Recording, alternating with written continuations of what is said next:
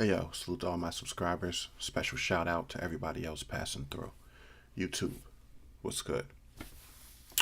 All right, so yo, sure by the time you all are seeing this video, you will have heard the news about Josh Gordon from the New England Patriots making a decision to step away from the NFL while facing suspension for repeated drug use. Now, a couple things, right? Um, I was just watching a ESPN uh, video on YouTube. Stephen A. Smith was kind of going in about the situation um, and the little panel that he was on with him, Max Kellerman, and Teddy Bruschi. Um, they were kind of weighing in and giving their opinions about it. And Stephen A. Smith, I'm actually, I like Stephen A. Smith. You know, I've been, he's one of the main reasons why I started watching ESPN really in the first place. I mean, yeah, you watch it for the sports, but you know, it's really the commentators and their kind of style and approach to, um, the different play-by-play and commentary that they give that really makes those types of shows really worth watching, right? I mean, that just is what it is.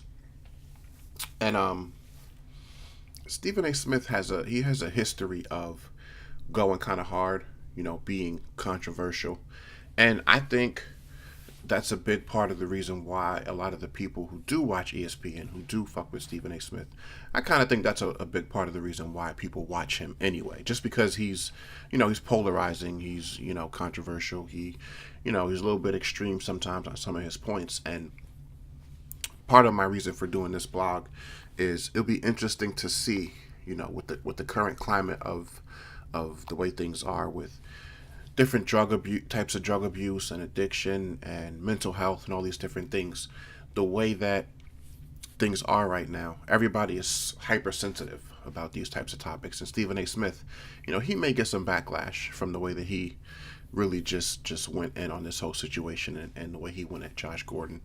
Um, it's funny because you could tell that the people that was, the other two commentators were, I won't even say the other two.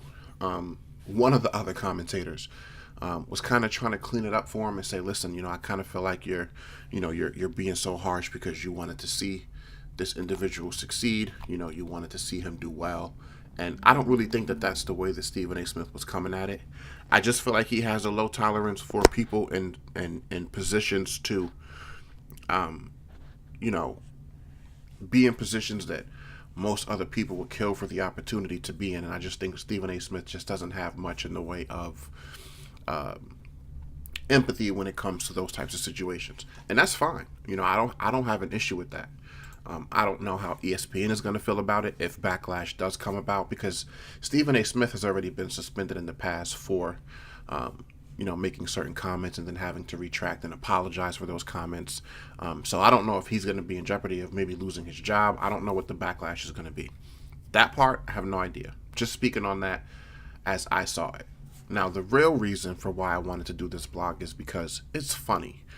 The way we approach, first of all, right? So usually when I watch YouTube videos, I'm a big fan of going into not just the comments, but also the description, right? Sometimes you'll see like a little summary of what's being talked about, and I was reading through the description, and they were talking about Josh Gordon deciding to step away from the NFL, stepping away from the New England Patriots. He's facing a suspension, but he's stepping away to kind of tend to his mental health.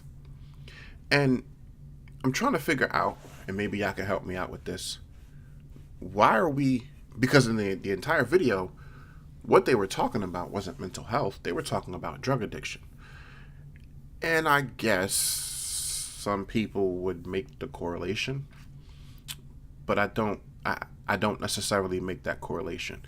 I feel like mental health issues, that's a whole different thing. A person doesn't have any control over the status of their mental health, right? If you're mentally unhealthy, if you have things going on mentally, That's not in your control. That's not something that you uh, ask for to happen. That's not something that you necessarily cause to happen. That's something that happens to you.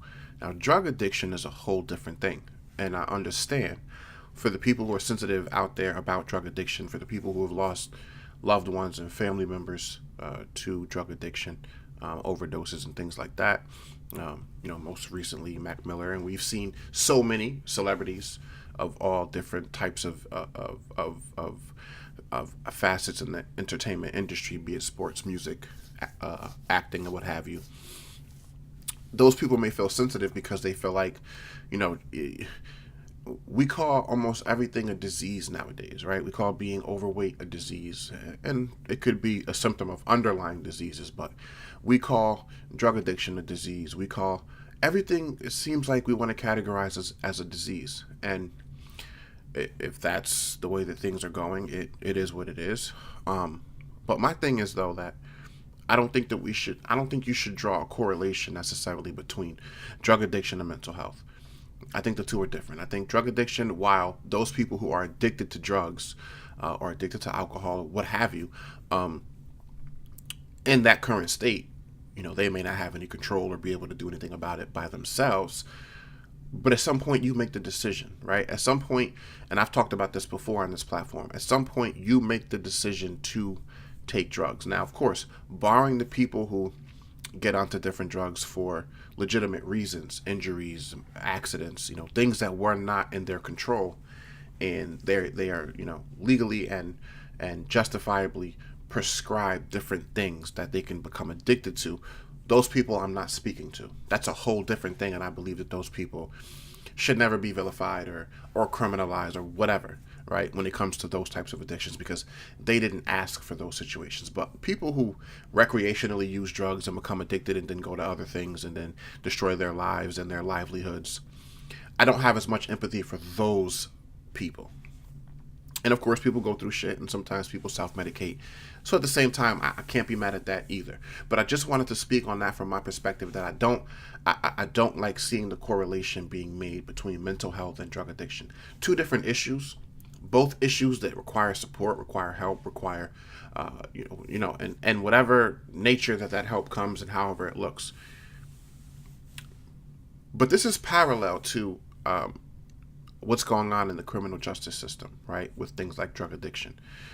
And regardless of why you're addicted to drugs, right, while I don't believe that people who are addicted to drugs should necessarily be criminalized, placed in the prison system, be given criminal records and stripped away from society to be incarcerated rather than to get help, and rather than to be in a position where they can be rehabilitated for their drug use and get clean. I don't look at it the same way as it pertains to sports, right? You should not, I don't believe you should have your freedom stripped away from you and be given a criminal record if you're addicted to drugs. I believe you should be given the option to go to rehab. Just like if if you have a job and you're addicted to drugs, and most all employers have these drug hotlines that you can call and seek help, and your job will be protected and the employer won't get rid of you. They'll give you the opportunity to get help. And I think that that's the way we should treat people in society. Nobody necessarily deserves to be stripped away from society because they have a drug addiction. And I do agree with one of the commentators. Can't remember if it was Mark Kelly or if it was the other guy. I empathize and I sympathize with the position that people who are addicted to drugs find themselves in, right? They feel like they can't get out.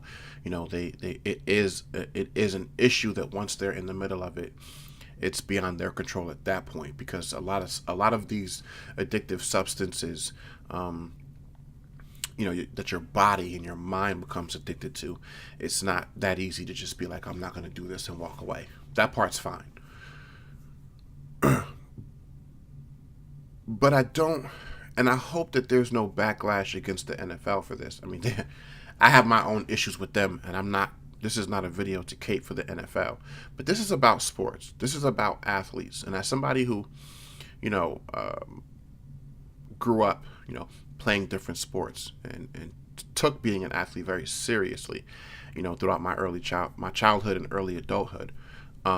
When you're an athlete, you have that athlete state of mind, and you're focused on playing sports, whether it's just a hobby or a passion or something that you're trying to potentially pursue as a career.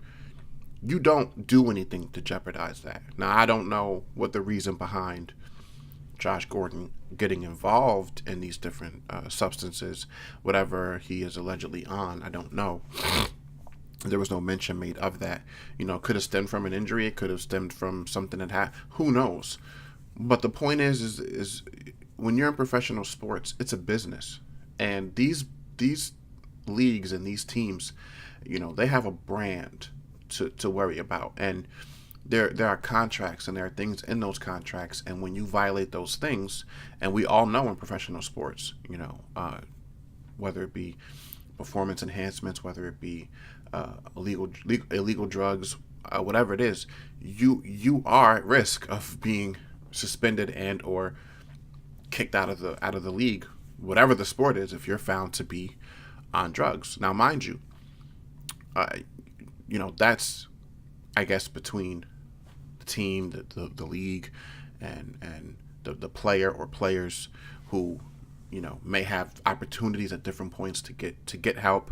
Maybe they give them a few chances. I don't know, but apparently Josh Gordon has had multiple chances, from being dropped from a team and then picked up by the Patriots, and the back and forth, and he's been suspended before, and all of these different things. While I don't agree with how hard Stephen A. Smith went, and it'll be interesting to see if he gets any backlash for going as hard as he did.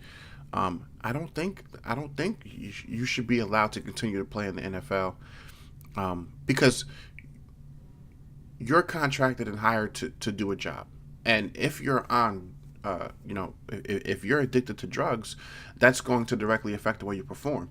So you can't do that job, right? It's like if you are a bus driver or a truck driver and you do something, or something happens that you lose your license, right? You lose your CDL, you lose your ability to drive. You can't do that job anymore. That's you doing that job is predicated on you having a valid driver's license. If you don't have it, you can't do that job. Participating in sports, being a professional athlete on a high level, that's predicated on you being physically fit to do that job, physically in shape, right? There's rigorous training, and there's practices, and there's a big demand on your body when you're a professional athlete. And if you're addicted to drugs, not only does it send a bad, not only does it give a kind of a bad image to that team you play for in that league, but you can't perform to the standards that you are expected to. So how can you be allowed to continue on as a player on that team or in that professional sport? I don't see how you could. And that's kind of a point, I guess. I guess my biggest point is, why are we, and interested to know if y'all feel the same way, are we classifying drug addiction as a mental health issue? And if so, why? Why? Because see, and I'm accused all the time of, and I say it all the time, I have a hard time pacifying adults, people who are grown and have responsibilities and choose to do different things that might jeopardize their position, their status, their responsibilities, whatever it is, family, livelihoods, whatever. I'm a little hard pressed to empathize with people like that, and I've been called on that by people in my circle over the years, friends, close friends, what have you. And I've had the conversation with people, who have life partners who are addicted to, whether it be alcoholism or, addicted to drugs or whatever, gambling. And they come from the standpoint of, when you're addicted, it it's not you, it's you're not in control. It is like a disease. No, it's not. No, I can't get behind that. Something that you choose, not to say that you can stop something that you're addicted to without help, but something that you choose, for the people who choose to do things recreationally and then lose control of those things. Well, that's a choice that you made. And life, good, bad, or indifferent, whether it's something that criminalizes you or something that just strips you of your status or fame or fortune or what have you, there are consequences that come with everything. And I'm not saying we shouldn't feel bad for these people. I'm not saying that we shouldn't seek to help these people. But consequences are consequences, right? You can't eliminate the consequences of everything, but then expect people to adhere to certain standards. How can you adhere to standards, anybody, without those barriers, without those limitations? And limitations and barriers in real life comes in the form of consequences. That's how we learn, right? We learn from the consequences of the things that we've done, and seeing where those things get us, and how, we're able to bounce back from those things. So let me know what y'all think. It clearly, what it seems like is, Josh Gordon decided to step away before he was suspended. So technically, it's as though he stepped down, he walked away. But clearly, it seems like he did this just ahead of it being announced that he was, and him being told that, listen, you're being suspended indefinitely. And of course, ESPN reported on that during that whole video that I watched. I can go check it out if y'all want. What I want to know is two things. One, Stephen A. Smith, is he just getting to the point where he may be in jeopardy at some point to lose his contract with ESPN, because he really is harsh in certain situations, and he doesn't, he nowadays, and I'm unfiltered too, so I have a hard time with it too. But I don't work for no ESPN. When you work for these types of companies and different media outlets, and you have these types of contracts, anything that can be perceived to be controversial can lead to you being fired, can lead to your contract being ended, because we just live in that sensitive of a world today, where you really have to watch what you say. And it seems like every single group that you could categorize people as belonging to, every single group has a voice now, which is great.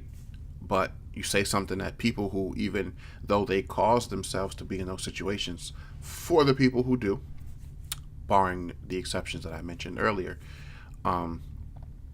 those people start to cry out, their family members start to cry out, and then next thing you know, that person who said what they said, they have to either issue an apology or they're being removed from the air. Don't know if I agree with that part of it, but I do agree that Stephen A. he went a little bit hard. He kind of vilified Josh Gordon and kind of made it like, I'm disgusted you did this shit to yourself type shit. And he did, of course, 100%. But in these types of situations, I guess it's really... See, my thing is this. What a person does to themselves is their business, right? If you are a smoker, if you are addicted to drugs, that's harm that you're doing to yourself. Of course you shouldn't, especially if you have a family.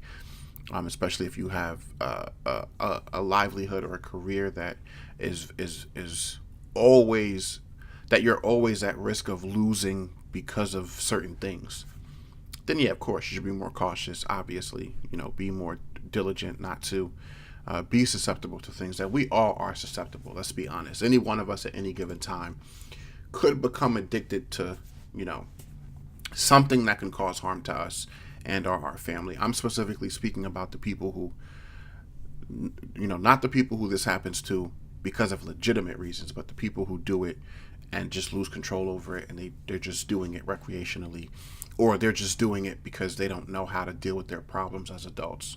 And not to say that that's their issue either, because these are learned skills that not everybody, was brought up in a healthy enough environment where they were taught how to effectively and progressively deal with their problems. So they turn to self-medication, gambling, or whatever else. But back to the point of what you do to your own body is your business. If you want to self-destruct yourself, you shouldn't be criminalized for that. You shouldn't be berated for that. You shouldn't be spoken harshly about for that. Get help the best you can, and hopefully you can come out of that situation. For the people who are addicted to things like gambling, things like, I guess alcoholism to a certain extent, once it goes past just you destructing yourself and you're negatively affecting the people around you, then I think there has to be less tolerance for that, right? Because if you're addicted to gambling, there are people who lose their homes, people who, lose their marriages and their families behind that. And that's not something that I feel like there should be much empathy for, because you're not just doing something that affects you. And I'm not talking about, for a person who smokes cigarettes or something, and then somebody can argue, well, yeah, you're doing it to yourself, but if you get cancer and die, you're affecting your family. That's not what I'm talking about. I'm talking about the people who engage in destructive activities, and you know they gamble their house away. Now their kids and wife or husband don't have a house to live in anymore because, shit like that. That's basically where I have the least amount of sympathy for. But let's draw it up to my overall point to draw the conclusion. Because you can't have it both ways. So we need to figure out what we want to do. Is it a blanket way that we approach drug addiction? Whether you're a professional, whether you're on Wall Street or in sports and entertainment, or you're just a normal everyday person, do we say that either all people should be criminalized, or certain people should and certain people shouldn't?